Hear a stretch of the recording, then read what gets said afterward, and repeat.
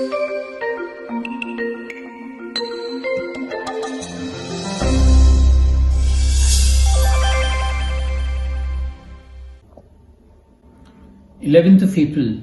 is World Parkinson's Day. Hey guys, Dr. Na'eem Sadiq, neurologist, neuropsychiatrist, specialist in regenerative medicine and founder of Plexus Neuro and Stem Cell Research Center at Bangalore, bringing to you yet another session, a live session on Parkinson's disease. Well, what is Parkinson's disease? In the days of internet, where Google gives you all the information, you all must be aware as to what is Parkinson's disease. Now, let me try to explain to you in very simple words, without using much of technical jargon, as to how does it happen, why does it happen, and when it happens, what are the features, etc. Well, as you all might be aware that every single thing in our body, our movement, our thoughts, our expressions, our sensations, our feelings, every single thing is controlled by the central nervous system, which comprises of the brain, the spinal cord, and the other nerves. Well, in the brain, there are several areas, several centers which control different parts, different functions in our body. Like, for example, the movement of my right upper hand, upper limb, right hand is controlled by one particular part of my brain. The sensation which I feel when I hold the cap here is perceived by another separate center in the brain. When I taste, when I smell, what I see, how I feel, my expressions, every single thing. Now the movement is controlled by a group of set of neurons in the brain, which is known as the basal ganglia or the substantia nigra. Now let me take you to the diagram of the brain. This is the brain. This is known as the cerebral cortex, beneath which you find the cerebellum here. And over here, the area which is marked as green, that is the substantia nigra. Now this contains several neurons. A neuron is the basic or the fundamental unit of the nervous system. Now, what does this substantia nigra do? This produces a chemical which is known as dopamine. Now, for our normal functioning in terms of movement, the level of dopamine should be optimal. Now, suppose this level of dopamine goes down. Now, how does this go down? Now, you have X number of neurons which are producing X amount of dopamine. Now, in Parkinson's disease, the neurons start degenerating and continue to degenerate. That's the reason it is classified under chronic, progressive, degenerative neurological disease. So, as the neurons degenerate, we had X, it becomes X minus 1, X minus 2, X minus 3, whatever, and every year, every month, every day, every minute, every second, you find some of the neurons disappearing. As the neurons become less, the level of dopamine is constantly falling. Now, when the level of dopamine goes down, you have a myriad of symptoms which result in the disease, Parkinson's disease. Now, what are the classical symptoms or the cardinal symptoms of Parkinson's disease? If you look at them, we have 4 symptoms which are the basic or the most important. Number 1, you have tremors. Number 2, you have stiffness. Number 3, you have slowness. And along with this, the 4th one is postural instability. Now, let me briefly take you through these symptoms and try to explain to you what do you mean by these technical terms. Now, coming to tremors. Now, tremors is something which is used commonly. You all must be aware of the term. Now, tremors is involuntary movement of the extremities. It is the hands. Now, in Parkinson, generally it starts it may start with one side, either the right or the left, and go on to involve both the sides. But the tremors which are classical of Parkinson's disease are known as the resting tremors. You all must have experienced tremors, especially when you're going for an interview, or if, just before the examination, especially if it's an orals or a viva, before meeting your date for the first time, or several occasions where your anxiety level goes up, which results in tremors. But then as your anxiety comes down, the tremors also come down. But these tremors in Parkinson are present constantly, and they are present when a person is resting.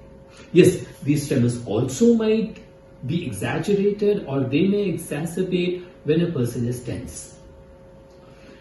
The second very common symptom in Parkinson is stiffness or rigidity. Especially in the mornings, the patient notices the entire body is very stiff, the neck is stiff, the limbs are stiff, the back is stiff, the patient is unable to move. So that is known as stiffness or rigidity. The third very important symptom here is slowness, which is technically known as bradykinesia. The slowness will be overall in every single thing, in every voluntary act or voluntary movement which a patient does. He has to get up from a chair, move, walk, turn around, lift something, eat or drink. Everything will be slow. In fact, to such an extent, even the speech might become very slow. It might even lose the different tone. It becomes a monotonous speech. Okay, the person may not be able to hear the speech.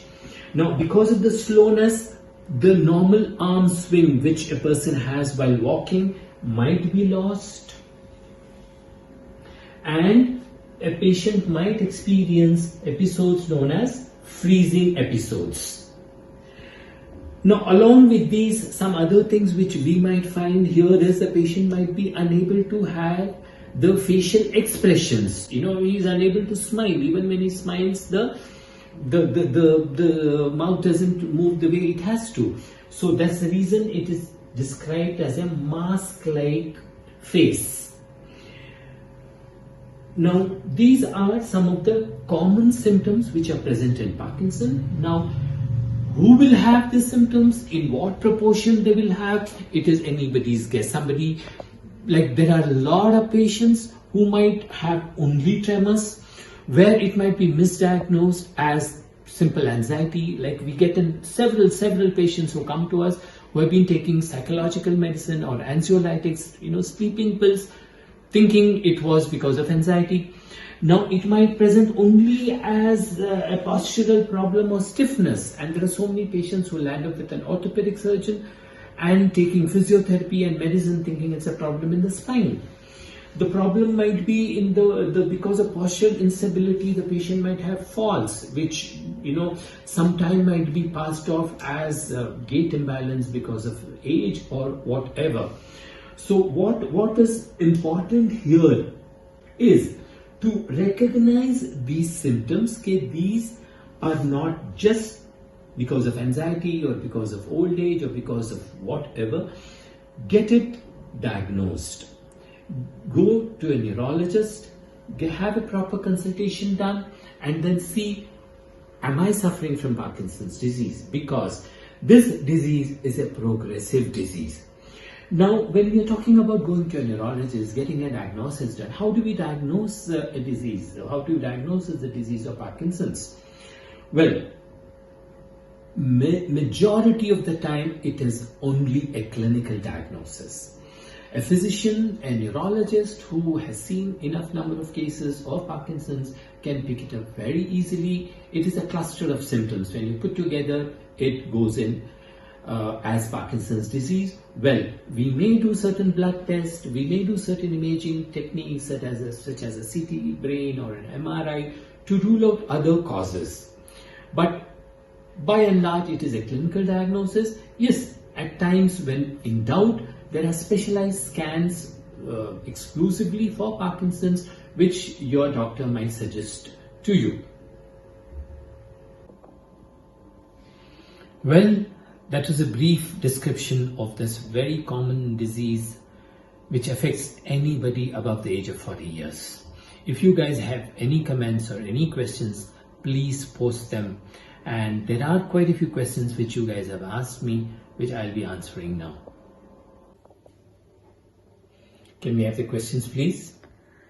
So the first question is from Ms. Priya Mahajan from West Bengal. What is the treatment of Parkinson's disease? Well, Ms. Priya, the treatment of Parkinson's disease, broadly to explain to you, number one is drug therapy. In drug therapy, the commonest and most frequently used molecule is a combination of levodopa and carbidopa, popularly known as Sinemet or Syndopa. Besides this, the doctors might use some add-on medication which mimic the action of dopamine. Number two is a surgical procedure known as DBS, which is deep brain stimulation. And number three, the treatment which is gaining a huge popularity and what we specialize at Plexus here is stem cell therapy. Okay, the next question is from Mr. Amit Sharma from Delhi. How does stem cell therapy treat Parkinson's? Well, Mr. Amit, to simplify a very, very complex procedure of how do stem cells help patients with Parkinson, I'll try to explain to you the procedure. Now, in our body, we have something known as the mother cells, bone marrow. Bone marrow is extracted. It's a non-surgical procedure with a syringe and needle. Once the bone marrow is extracted, we separate out the mother cells. Now, the mother cells are the mesenchymal cells or the mesenchymal stem cells, also popularly known as the MSCs. Now, these are injected back into the patient's body. Once these cells go inside the body, they start producing dopamine within. And as the dopamine level starts increasing, the symptoms of the patient starts reducing. Like I had mentioned in the initial part of my presentation, all the symptoms of Parkinson are because of a reduced level of dopamine, which we were hitherto replacing by taking certain medications. Now, once the dopamine level is increasing gradually with the cells which are being injected, the symptoms start becoming better and better and better over a period of time. And then these are live cells which are being injected, which keep multiplying as days go on.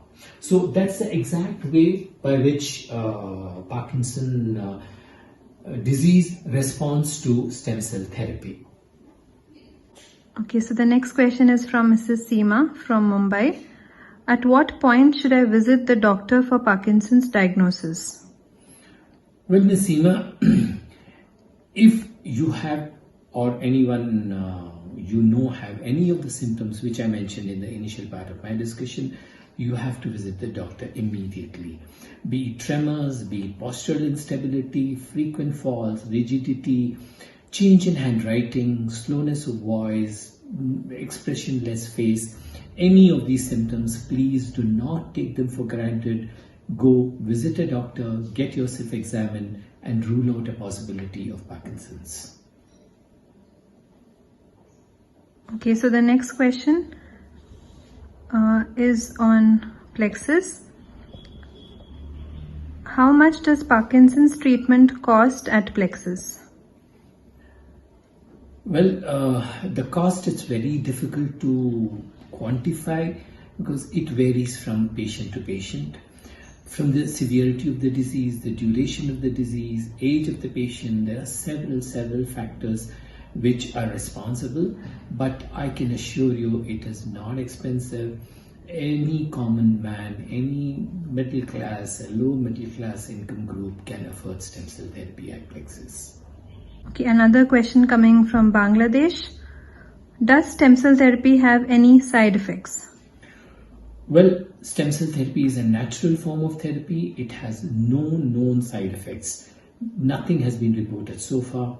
anywhere internationally, all over India, and especially at Plexus, we haven't had any side effects. Okay, so the next question is from Mr. Nitin Kumar from Gurgaon. He wants to know what is the exact procedure of stem cell therapy? Well, Mr. Kumar, I explained in my discussion what exactly happens. To sum up and explain to you as a few steps, we take the bone marrow, which is a simple procedure where we give local anesthesia, and using a syringe and needle we withdraw some small amount of bone marrow. From the bone marrow we segregate the mesenchymal stem cells, and once the cells are ready, these are injected back into the patient's body. Cells are taken from your body, modified, and then injected them back into your own body. And once these cells go inside the body, they start producing dopamine and the symptoms start disappearing. It is a daycare procedure. There is no admission needed. There is no anesthesia. Everything is done under local anesthesia. There is nothing general anesthesia given. There's no ICU care or no admission at all. He also wants to know what is the duration of Parkinson's treatment at Plexus. Well, the duration again depends upon the severity of the disease. At the point of entry into our program, what are the manifestations? It is between 3 days to 2 months. Okay, a question coming from a lot of people. What are the various services offered at Plexus pertaining to Parkinson's disease? Well, pertaining to Parkinson's disease, we have a complete program starting from stem cell therapy. We have a complete regenerative rehabilitation, that is, wherein besides stem cell therapy, we have physical therapy, occupational therapy, speech therapy, cognitive rehabilitation therapy. Depending on the patient's need, once the patient visits us, we do the assessment and tailor make a program for him to suit his needs and to take care of the disabilities which the patient is suffering from. Now, what you need to understand here is we are trying to manage the patient, reduce as much as possible his disability, and bring him back to normal as much as possible.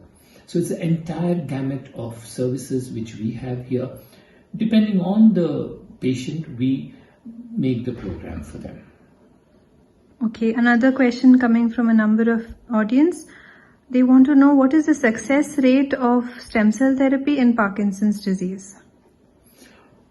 Well, the success rate depends on the severity of the disease again. If the patient is in the initial stages, if the symptoms are mild to moderate, the results are extremely good. There are several patients of ours who have gone back to work. They've opened their offices, they've started new businesses.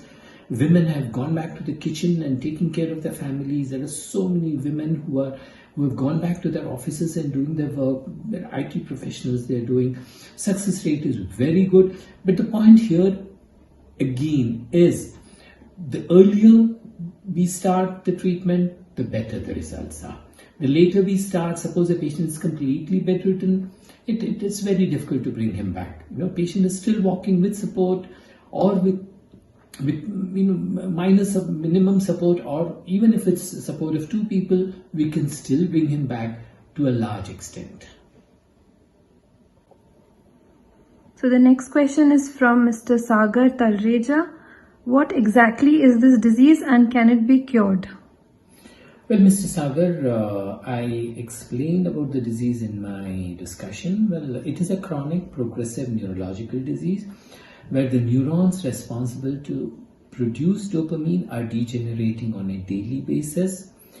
Well, cure? No, we cannot cure the disease like any other disease. Yes, we can definitely manage the disease and we can bring the patient back to as much normalcy as possible. The next question is from Mr. Santosh Sharma from Mumbai. He wants to know what exactly is stem cell therapy. Well, Mr. Santosh Sharma, I think I have answered this question in my earlier part.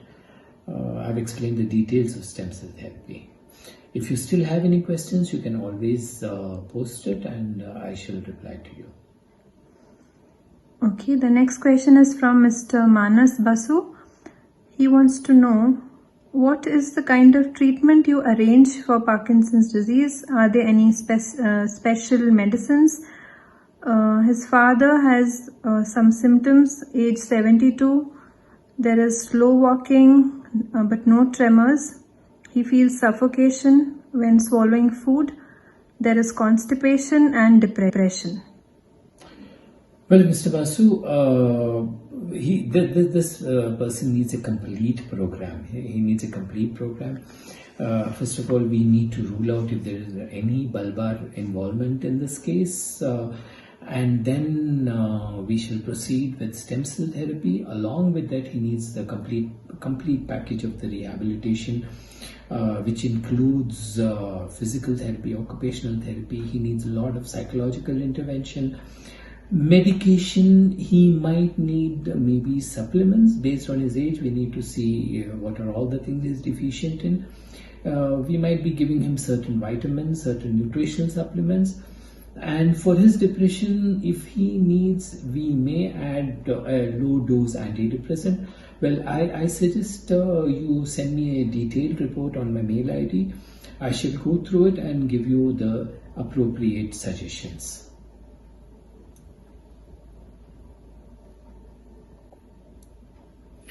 Well guys, thank you for this very interactive session, and I hope the information given to you will help you to detect this disease early and seek early help, early intervention, so that if not cure, at least the progression can be halted and the person can live a healthy, normal, non-dependent life.